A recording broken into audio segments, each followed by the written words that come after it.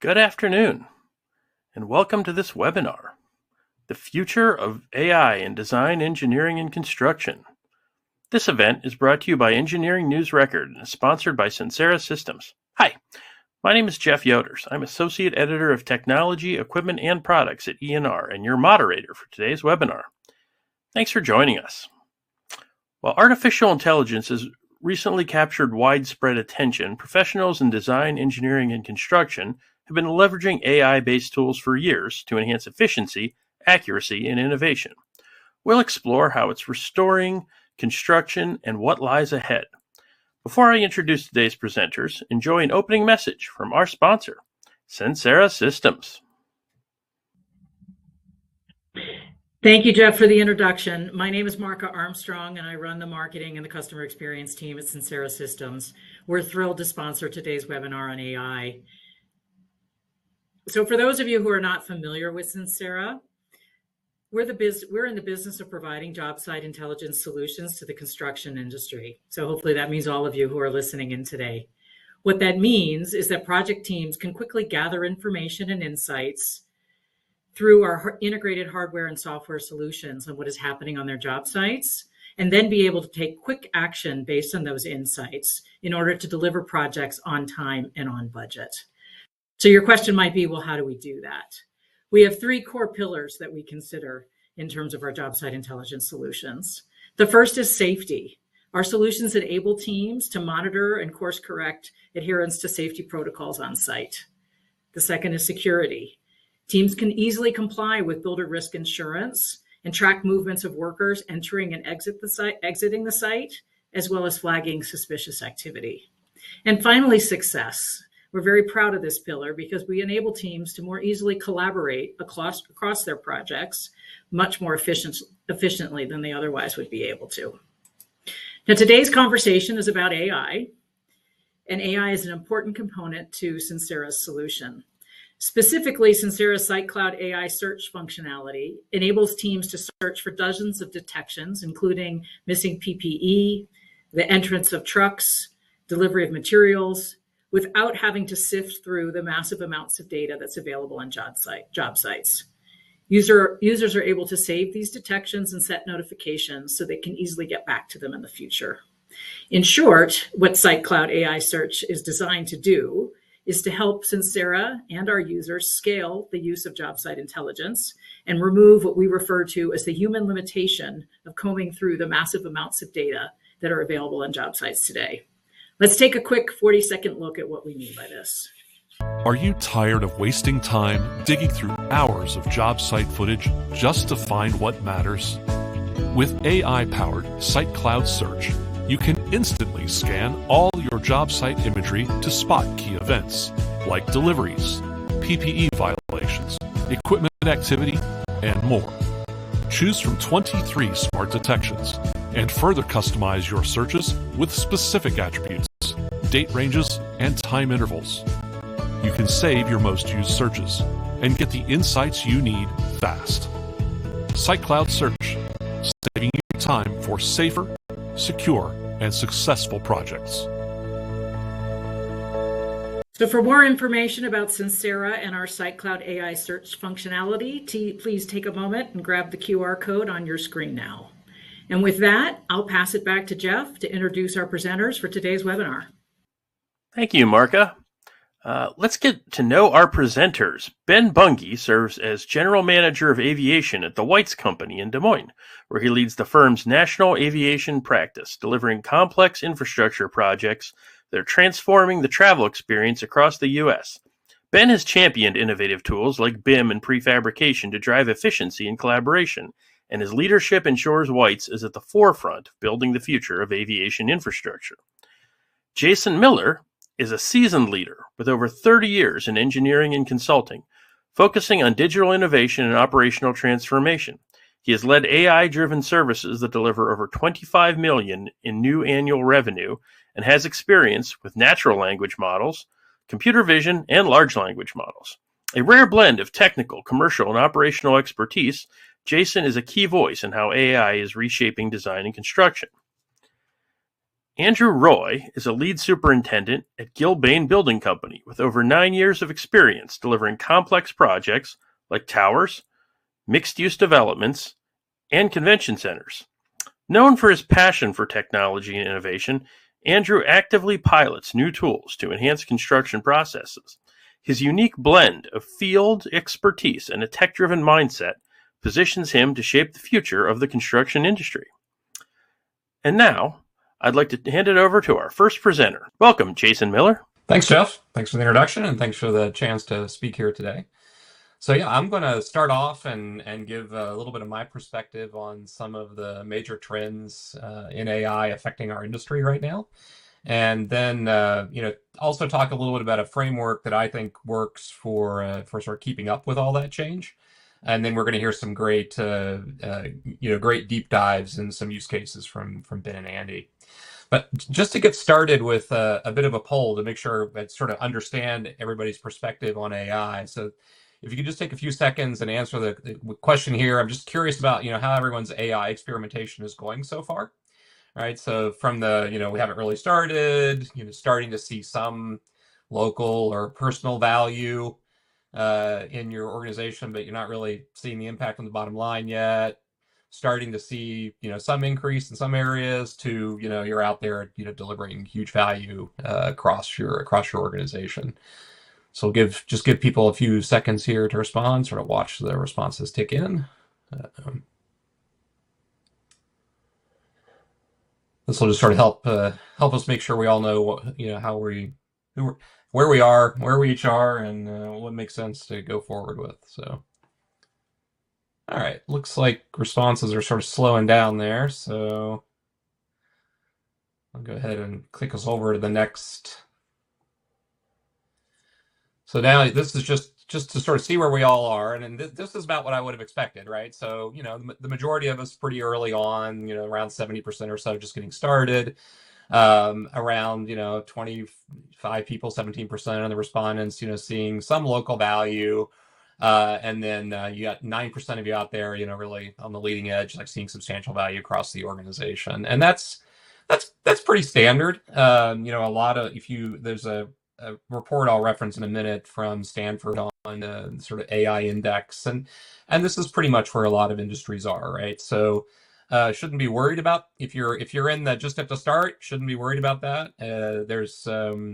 You're not too late to the party. I think there's a lot of opportunity, but now is a good time to start thinking about how to access AI and actually start to deliver some value for your organization and for your clients. Because I like to sort of put this in terms of this is very much like the World Wide Web in 1999.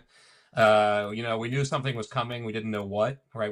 Couldn't figure out how to unlock the value of that really. And that's pretty much where we are with AI, right? There's a lot of activity, but the question is, how do we turn that knob and unlock the value for industry?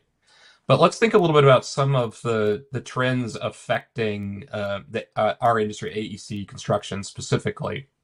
And this is, my view right now. You asked me in a month, this will probably change a little bit. But, starting on the left-hand side of the screen I've sort of clustered there the very large language model-driven trends, right? So we have that sort of product creation and review trend. This is, using ChatGPT and Copilot to write marketing materials, job descriptions. Maybe you're also getting into, having it write portions of expert reports, review code compliance requirements.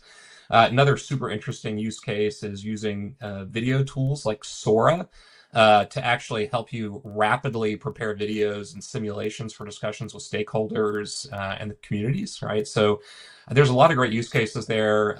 We could talk for an hour about, I think, what's going on in that space. There's a ton going on there. There's also, sort of just above that, agentic automation. It's probably you're hearing a lot about agentic AI. It's sort of all, it's the very buzzwordy right now. But this is basically linking those large language models to tools so they can do jobs for you, right? And something I think about a lot in our space is having an agent monitoring common RFP sites for you, right? And you give it some information on the sorts of RFPs that are interesting to you. You have it go out, sort of summarize those RFPs, maybe even do some win rate calculations, and automatically come back to you on some cadence with what it's finding, right? Those are the sorts of things of linking those LLMs and actually giving them tools to start tackling tasks in your workflows. I'll be honest, a lot of the tools probably aren't all the way to the maturity point where they can automate an entire workflow, but they certainly can start to nibble off pieces. Technical search assistance, if you haven't started trying the free ChatGPT, Gemini, Claude deep research tools, I encourage you to do that for both internal knowledge management, where you sort of upload documents. If you use one of their APIs, they won't train on that, or for public documentation. In my personal experience, I'm starting to see those deep research tools be really powerful research assistants, and I would say on the order of 25 to 30% of the time, actually coming back and finding documents, literature that would have been really painful for me to discover, right? Taking a lot of time. So that's quite new, actually, that they were successful at that, but it's a great new use case. We're going to hear about AI project management more later from Andy, so I'm not gonna talk too much about that. Shifting to the right hand side, just sort of moving through these, generative design, that's sort of running models thousands of times to optimize, something we all know about. Or you've probably seen work like that from Autodesk and others giving presentations. One of the things I think is super interesting coming into that space right now is physics simulation, right? So this is replacing complex models like meteorology models, computational fluid dynamics, air dispersion modeling, groundwater modeling, with basically AI vision models that try to guess the physical outcomes based on training that they've been given.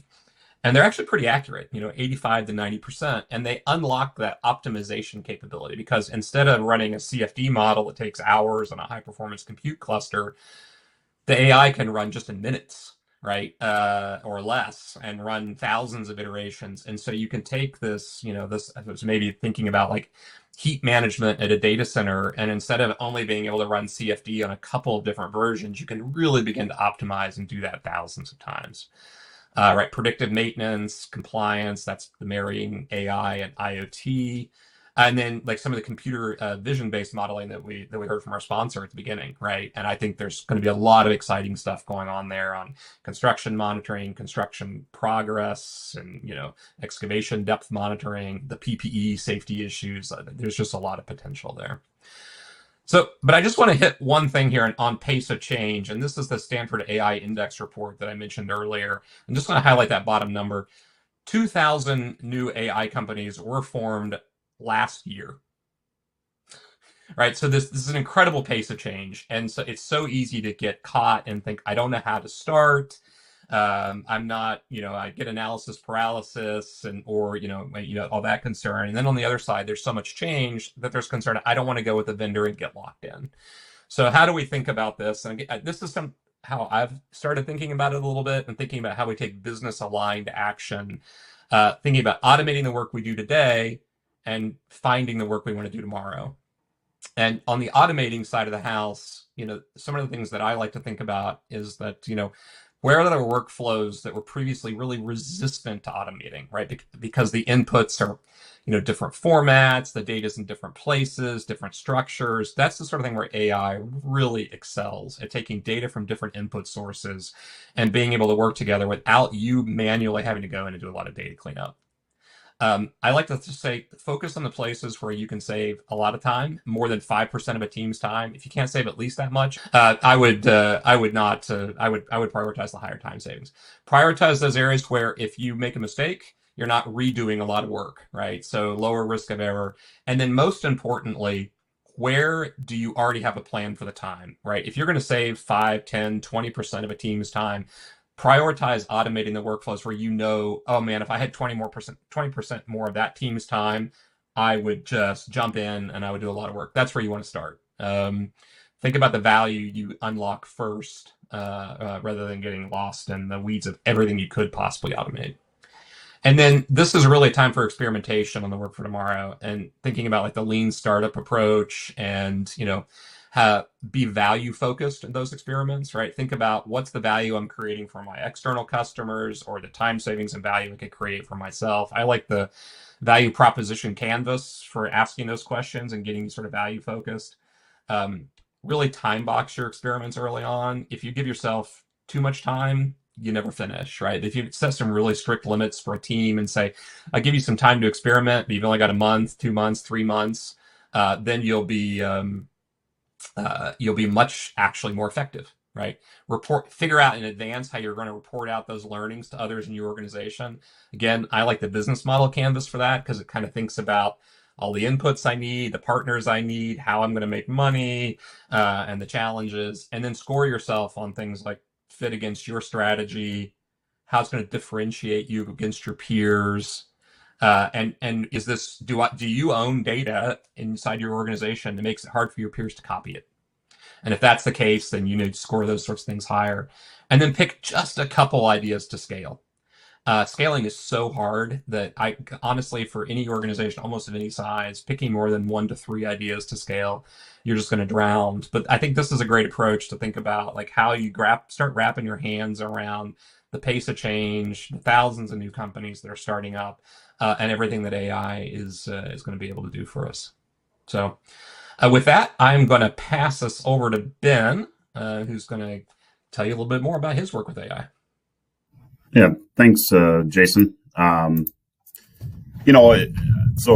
in the aviation space, we oversee airports and construction within that space, and so I think it's really interesting. Cameras and much of what Sincera is working on from a safety and visualization of data is happening also in the airport space with concessionaires and location of where concessions take place. And so as I look to try to figure out how to apply this in both airports and across the company, one thing we focus on really is the fact that airports have got kind of Groundhog Day happening every day, where the same flight schedules happen. And so as we plan our work, we can rely on certain things over and over again, to which we can improve a process. And so as the traveling passenger maybe walks through a head house or a concourse, they're stopping at certain spots, and we can similarly plan our work to the way that this could happen on a job site, where every day individuals start at the gate, they show up, and they work their way to the actual work being performed. And so from White's perspective, we're built on lean construction principles. And so everything we do is purpose driven. We try to plan our work and work our plan. And so AI fits very well to how that is and gets performed. As we look at the different efficiencies that can be gained through AI and technology, it's always about enhancing the exact process, much of what Jason spoke to. And so, we look to kind of focus on the systems we already have in place, try to, utilize some of those programs that are built in, and then expand upon that. And so you're not overwhelmed by the overall amount of data that's out there. And then as we work our way through some of our internal data sets, one thing we've really focused on is cleaning up those data sets and really relying on that purpose-driven approach. So as we look at some of our technology stacks and the AI, probably much of what others in the industry are doing, but we've very much focused on drone deploy and some of the ground data captures, being able to validate site progress and safety. We've used AI Zoom Assist, and so there is that digital assistant that helps us improve productivity, and then Procore Copilot. And so much of these are enterprise systems within the White's organization. And if we can figure out how to streamline systems and take the overwhelming number of asks our staff have going for them, and just nibble at the edges, much what Jason was saying. And if they can do meeting minutes, or they can do some sort of an automated process, we are absolutely focused on that. And then the equipment side of it with vision sensors and that type of robotics, I think, is where we see the future of AI going and taking us as a company. And so, objectives really are don't recreate the wheel, enhance the half at what we have and to do already, and then smarter, harder, and remain open to new ideas, and always look to figure out how we can take on that futuristic view. And so, development of AI is moving at a rapid pace, as others have alluded to already on this. And so what we do internal to our company is really, we've got people exploring individual things. And so we've got a dedicated, kind of idea creation lab where, we see how we can bring multiple functions together, connect the dots.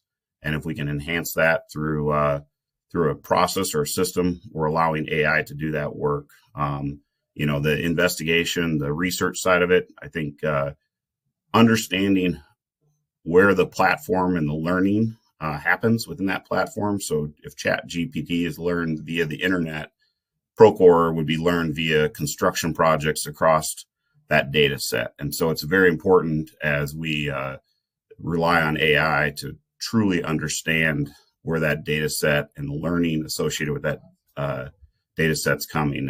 And ultimately, I'm also sitting on a academic advisory board for Iowa State University, and I thought it was really interesting this spring as our group gets together in April, and they started talking about how we are training our future builders to embrace AI, and it was very much focused not on the development of it, but utilizing the systems to improve processes and just become not allowing it to do the work, but we become the brains or the knowledge behind what the reports are saying out. And so, as we embrace AI, I think it's much like the kind of the BIM data sets that were early on, and much of the arguments that were happening between who owns the data set.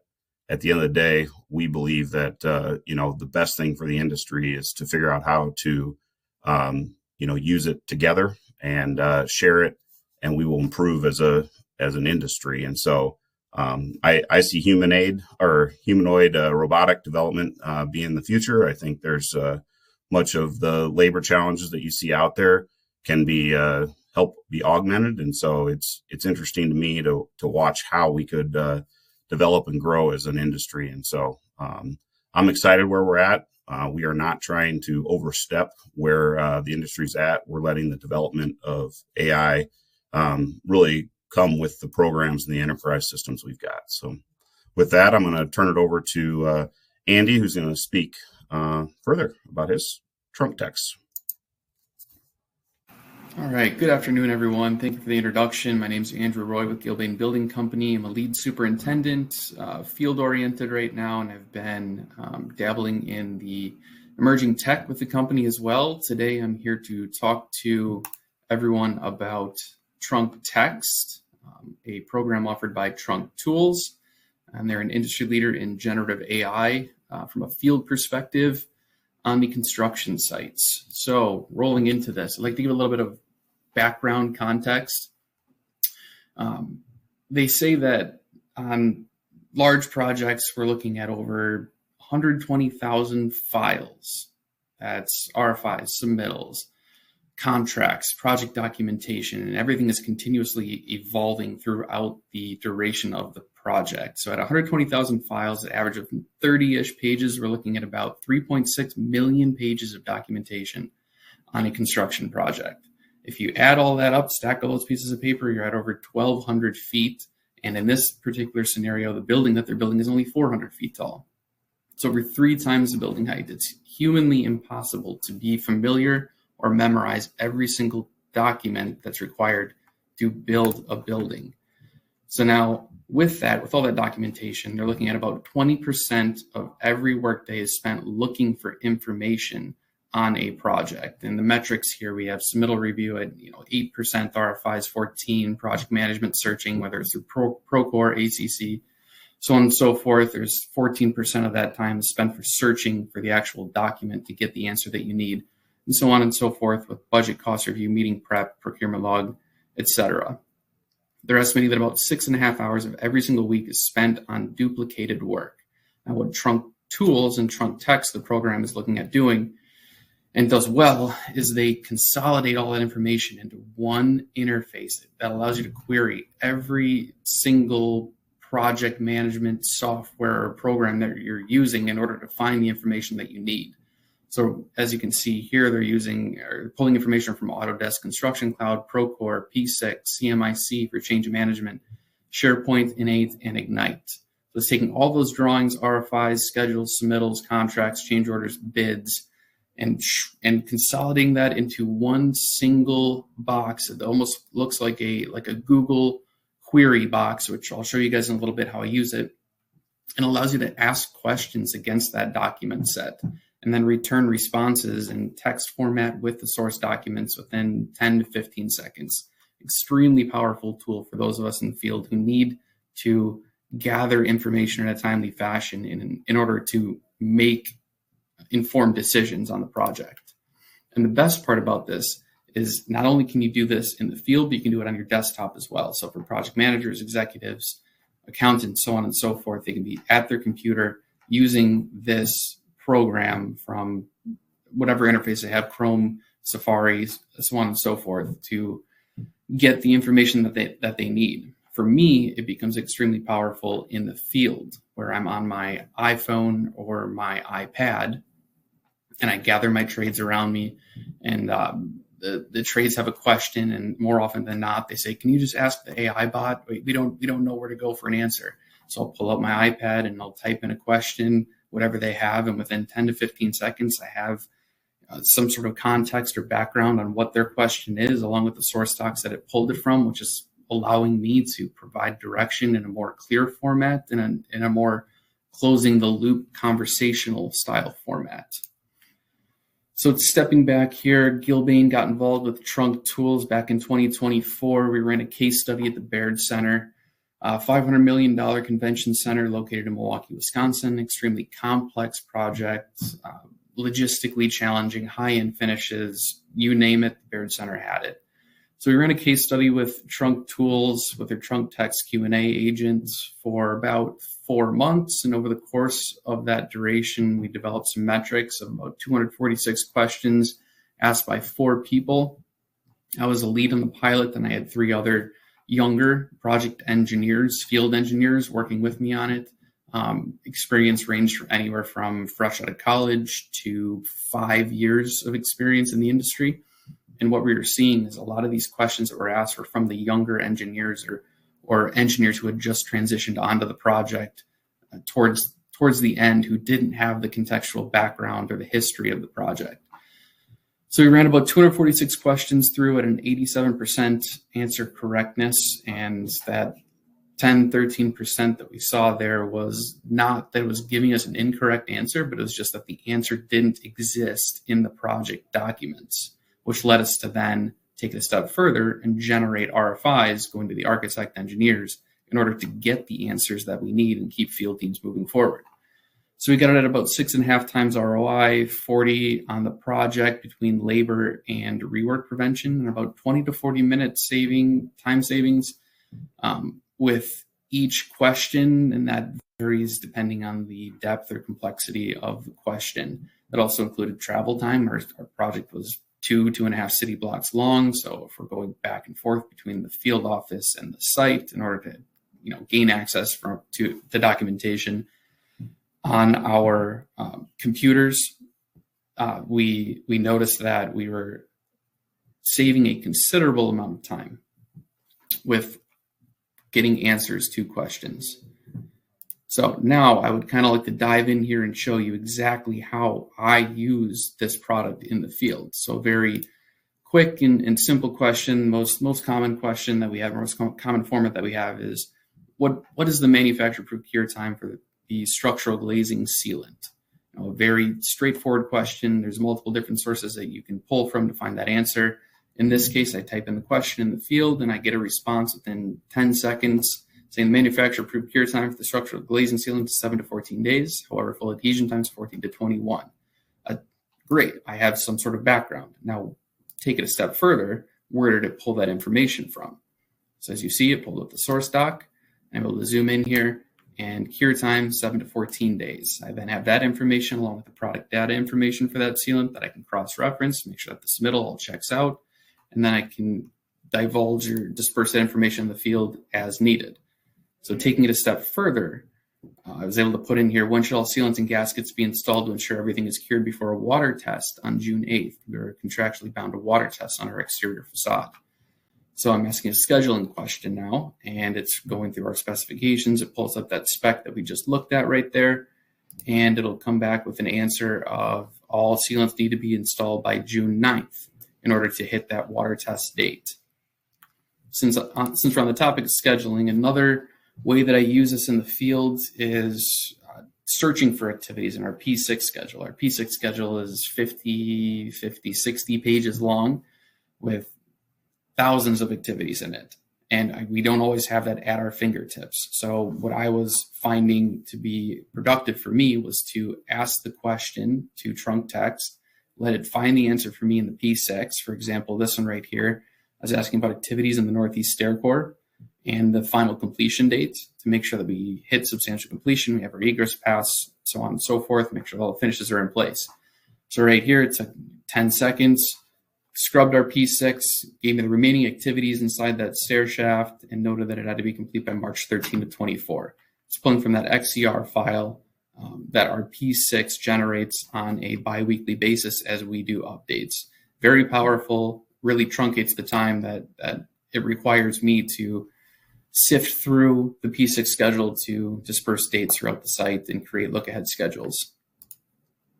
So another great example that I have here is for a fireplace that we were installing, very high-end fireplace in the northeast corner of the project.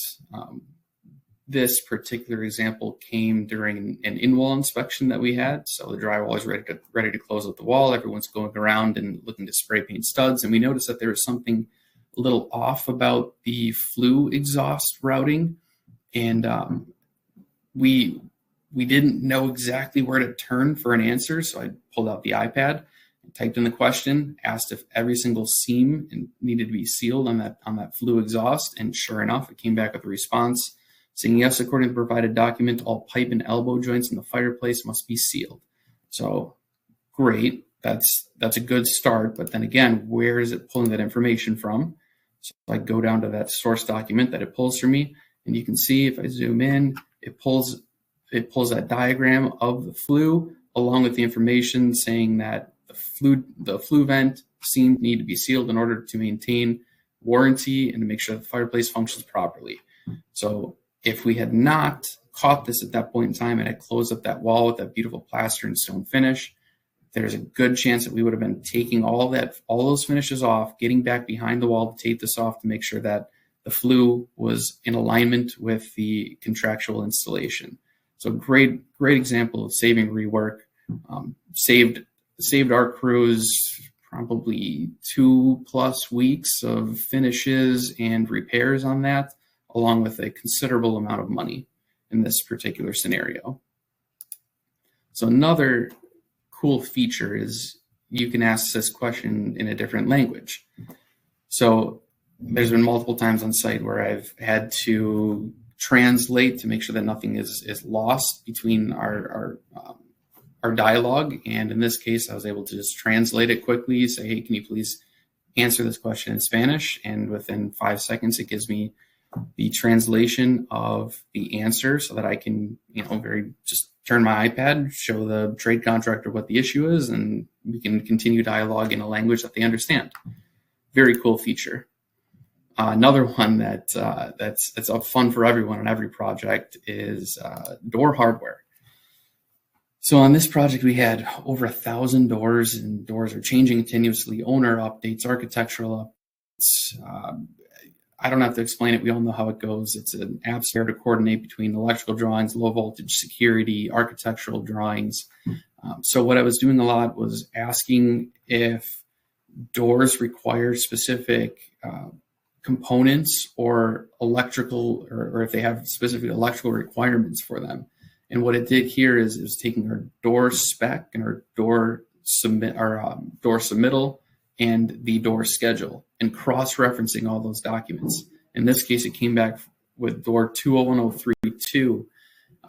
It noted that it has power actuated hardware. However, the electrical drawings did not appear to show a call out for power and a panel designation for where that power is pulling from.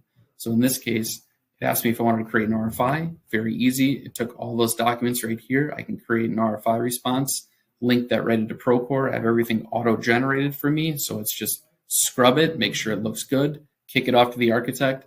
Time savings worth of 20, 30 minutes in some scenarios. It's extremely powerful with compiling all those documents and making field engineers' jobs, project coordinators' jobs way more efficient in this sense. Another great example that I had in the field was related to a sculpture that we were hanging up in the atrium. So we had, this was an owner sculpture that they wanted. We didn't really have direct interface. We knew that there were some drawings out there that existed for this sculpture, but we didn't exactly know where to find them. What do? You just turn to trunk text, give us some information, give us a starting point. In this case, we were asking about the rigging points for the cables for the sculpture.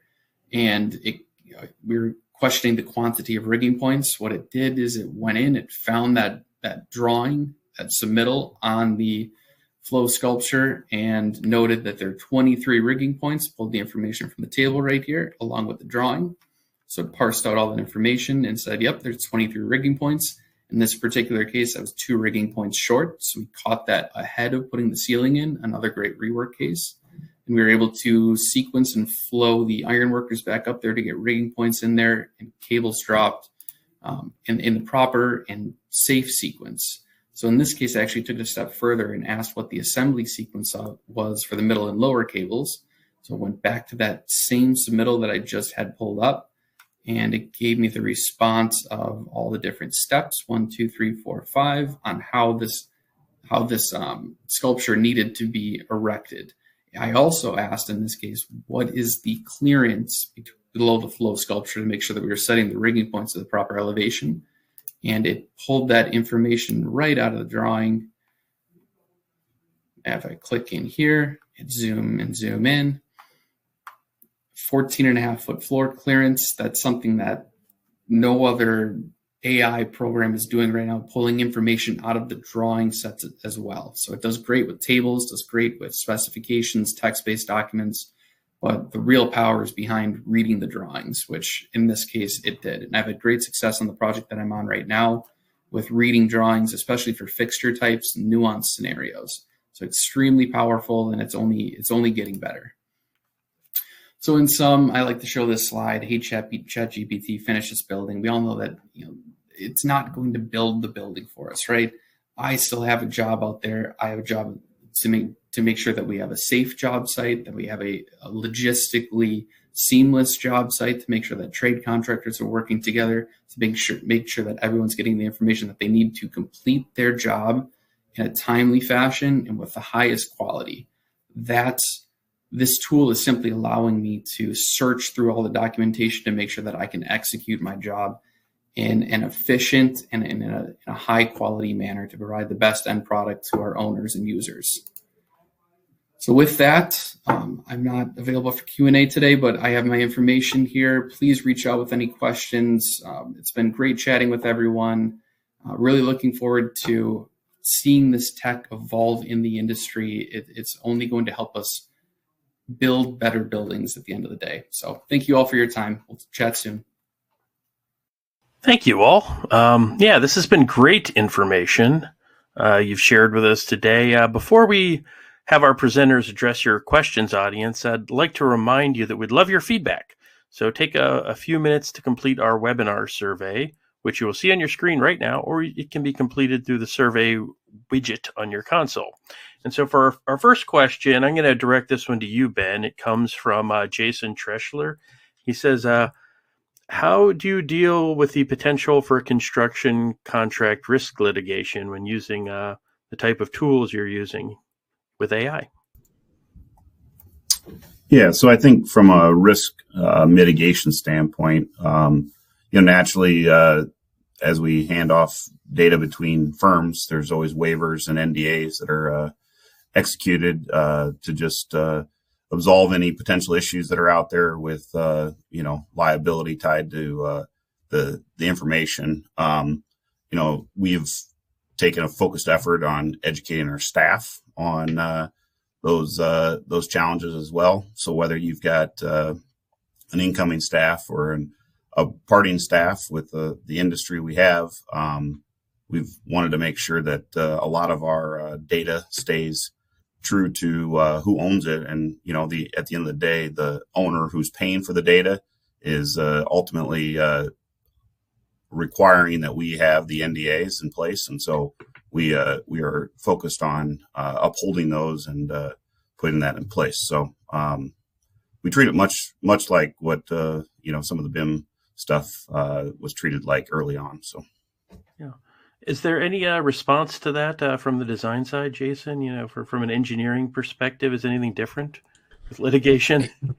Yeah, I think it's pretty much the same. I think the point that Ben made about data ownership is really critical, right? And making sure that you're being really clear through the process and bringing these new tools in about, who owns the inputs and importantly, who owns the outputs, right? Because especially if you're starting to use the AI tools and you're training, can you train them on your client's data and take the learnings from that? Where's the line between, it's similar to the way I would have trained a entry-level engineer in the past, right? So I'm just giving them access to the same materials and versus, hey, you shared my drawings with this AI. Now I want a cut of the AI's output. So, getting that data ownership clear in contracts is really critical early on, and just making sure that you don't have any surprises down the road that way.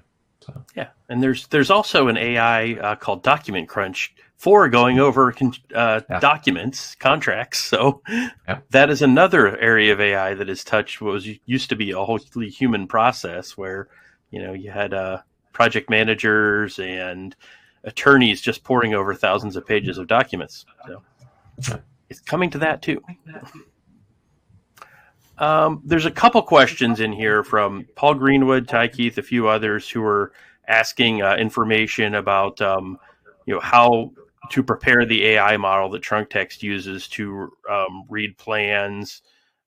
There's another one in here for what format do the documents have to be in for TrunkText to read them? And Andy unfortunately could not join us for Q&A, but I know personally that anything that is in a traditional contract document, which would be a PDF or a scheduling document, and both of you have talked a little bit about P6 here, can be read by TrunkText in those. So that's how that AI works. They create essentially an LLM that goes through all those 3,000 pages of documents. But it brings up a good point. I'm going to start with you, Jason, on this one. All of this project information needs to be prepared, right, to take advantage of these tools.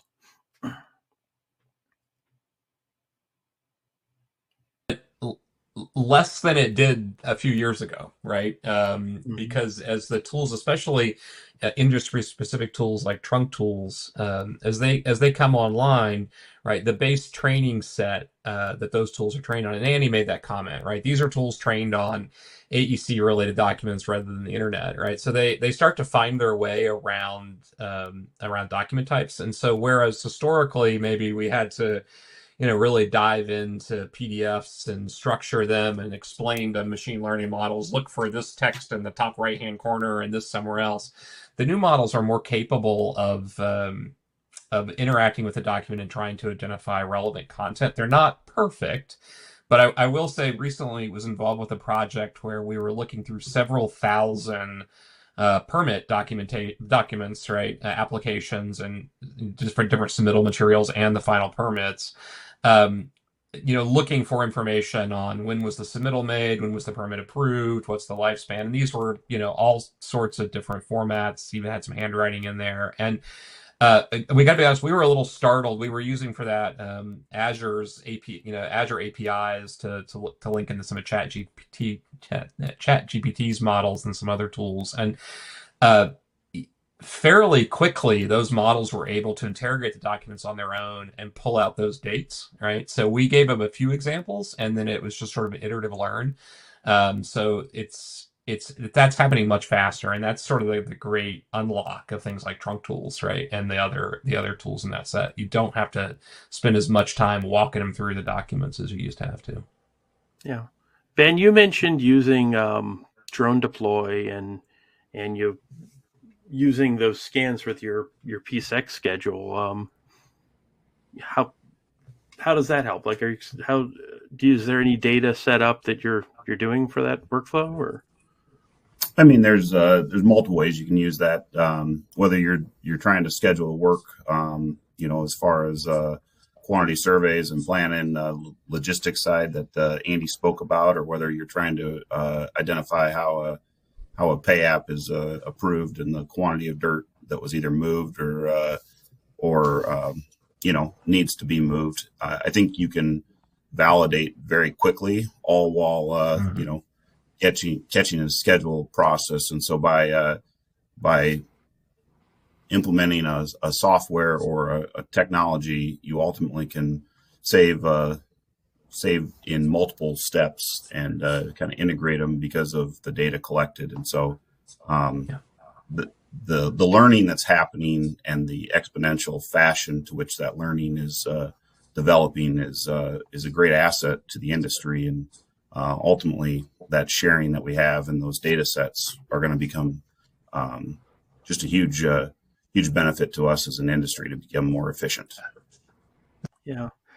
There's a question here from Jim Elder, who says he apologizes for being a bit late to the conversation, but once you receive an answer, how can you assure that the PM will review the actual reference document? And it gets to how all these processes, no matter how much we apply AI to them or anything, it's still based on people, right? Go ahead, Ben. Yeah. I was it's absolutely accurate. I mean, at the end of the day, at White's, we're builders at heart, right? We build. We got into the industry to know how to put the components together, and we need to train our people on how to build the way you see the company, performing. And so, while the data can be surveyed faster and come together, the knowledge always circles back to the employees you have and that people side of the business. Yeah, and I think one of the things that's odd about working with AI colleagues, all right, is that AIs make the most unusual mistakes, right? They will make a mistake that no human would ever make, right? And then they'll just ace things that are hard for us. And so that's a really challenging question, right? Because I think people get if you use one of these tools and it does something right 6 or 7, 8 times in a row, do you check it the 9th? And you have to, right? None of these tools can stamp a drawing or anything like that. They're not anything like that level of sophistication. And it is a real challenge through like training and AI spending a lot of time on AI education and talking about the risks. And if you're building something on your own, if you're, using some of the APIs that are out there from some of the different vendors to build your own workflow, thinking about how can you sort of push in a QC loop and make sure that people are actually doing it, right? Checking the documents, checking the references, requiring that in your workflow, because they're so competent a lot of the time, and then sometimes they just make stunningly boneheaded decisions. Yeah, that's how you will see the images where there are 6 fingers or something. Yeah. The AI create the images that create architectural renderings and things like that. The AI models that do that, and yes, there will be those kinds of mistakes. A couple of questions in here.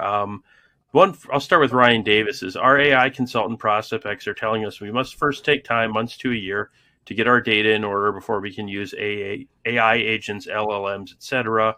If your docs are a mess, duplicates erroneously named, haphazardly filed, etc., does this matter? And there's another question I want to sort of wrap into this is how does software manage discrepancies or information between different documents, i.e. drawings, BOQ, text specs? So you do need to eliminate error before you do some of this, don't you? I mean, if it brings you back, discrepancies, maybe it's great to find them that way, but there's still discrepancies, right? Yeah, I mean, I can start there. It's true, right? I guess one of the things, for some things you need clean documents, for other things you don't, right? So you got to think about the workflow, and is it is the AI going to provide answers based on very specific data that you're fine tuning it on or using in a RAGs model? Then yeah, you got to pay attention to the inputs. If it's more about some task and process automation, maybe not, right? But one of the things I would comment on is don't neglect the idea of using AI tools to help you clean up your data. And I'll give an example. For a company I was working with, we had, they had generated over 25 years, tens of thousands of compliance reports, right? And they wanted to train some models on those reports, but they were worried about exactly this. Well, the servers also got draft reports and work product that was replaced, and how do we find the final work product? You can teach a model to go look for the things that you use as markers of find that. What do is everything stamped draft? Was a draft always stamped draft? Does a final always have some wording in it? And we were actually able to work together to find some language that was almost always present in the finals, and then teach a model to go out and crawl the servers and find those things, right? So, and one of our AI engineers on that project said, "Stop thinking this is a big deal. I'm going to be able to write a script to go do this for you in an hour." And he was right. So the AI tools can actually help you start to pull through your documents in a way that we couldn't before.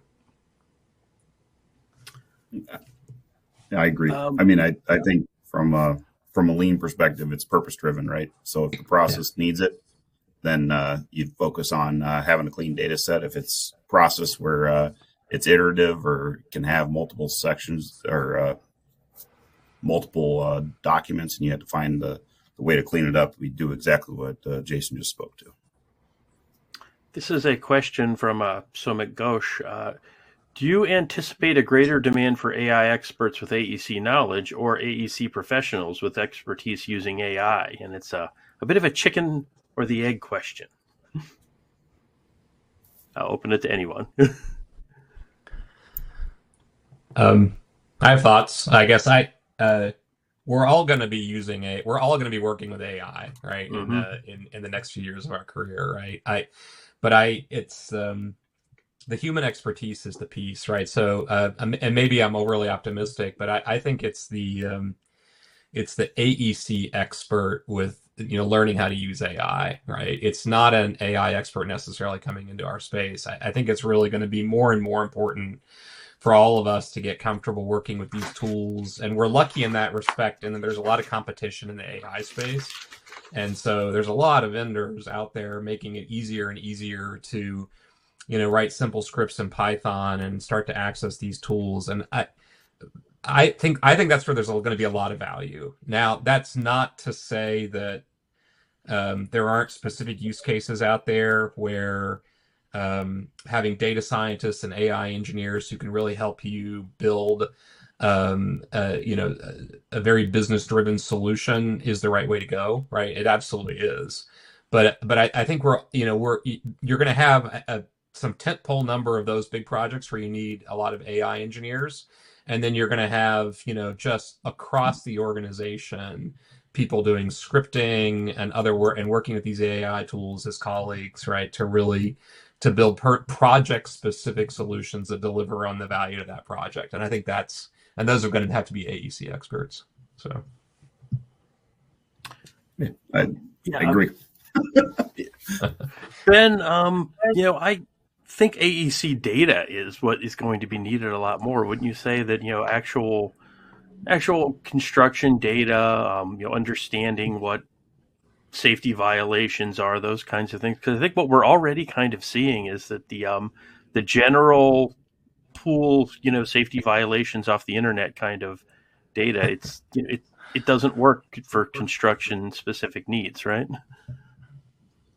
Yeah, and that goes back to the learning of the data, right? And so as we, as an industry, continue to bring the data together, whether it's through enterprise software that your company uses, ultimately, if as an industry we are looking at the data similarly, so we're identifying the hazard in the safety world, what you're going to see is you're going to see the light towers with the cameras and so forth being at the job site and identifying that very quickly so that you can in turn process the information even faster. So I do think it's an industry-wide solution that happens over the course of us all adapting to the future of what AI is going to do for us as a enterprise or a product.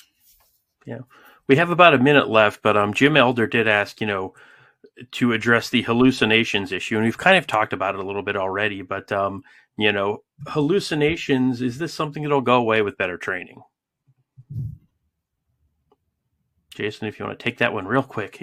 Well, I don't think anybody knows the answer to that question, right? Because I think there's a lot of research going on at the big AI companies and at universities trying to understand what causes a hallucination in the first place, right? And we don't even really know. But one of the things is they're getting better, right? They're, specifically if you're using like the RAGS model tools to train on data sets, you can reduce that hallucination risk. But it's not zero, and I wouldn't count on it being zero anytime soon, right? So you got to build into your workflow, how do you manage the risk? And think about, if you're thinking about automating workflows, think about automating the lower risk workflows first, right? Yeah.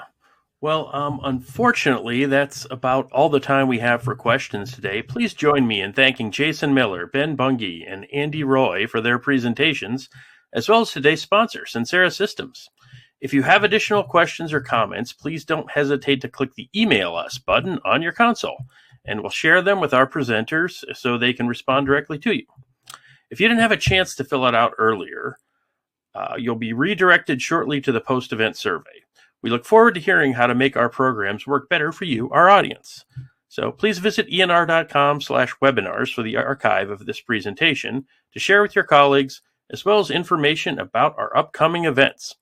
We hope you found this webinar to be a valuable experience. Thank you for your time and have a great day.